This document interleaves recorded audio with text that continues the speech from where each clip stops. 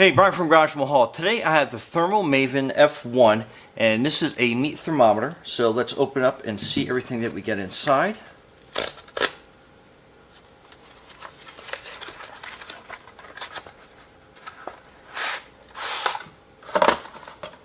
So this is what's inside the box. It comes with a battery, which is really convenient. So this is the thermometer and its hole, and we're going to be cooking a ham in a little while, so this is going to come in handy. Actually, we're smoking the ham. That's why I got tongue tied a little bit, so kind of excited about that.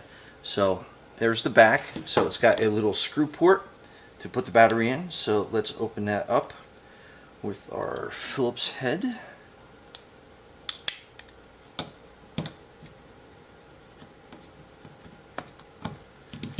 And I think a couple more turns.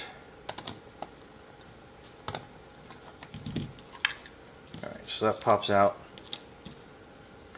So the battery, it looks like it kind of goes, oh, battery's got a little protective coating on it. Let's take that off.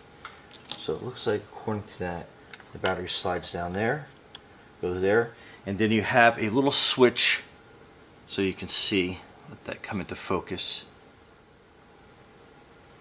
Okay, so it has a little switch there that goes from centigrade to Fahrenheit.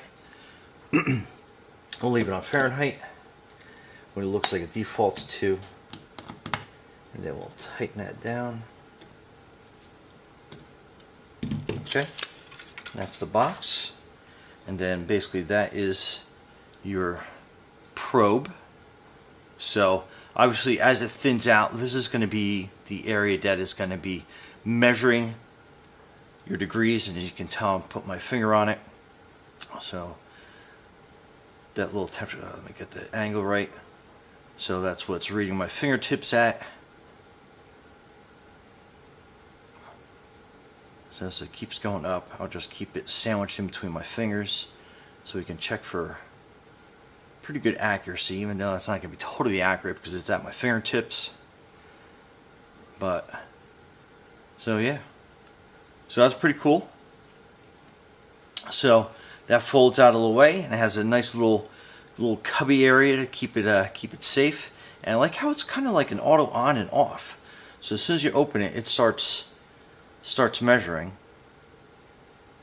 and then I let go, and you can see it going back down, and then fold it away, and it turns off. So let's take this little protective cover off, that part right there.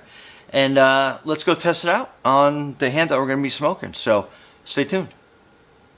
Alright, so we've had this ham going for a couple hours in the smoker. So this is where this meat thermometer really comes in handy. So we can see exactly how done it is. So we're about 107. And we wanted to go to probably about 140. So we're going to let that cook for a while longer. But I love how fast this actually reads the temperature. Anyway, Brian from Garage Mahal, thanks for watching, and be safe out there.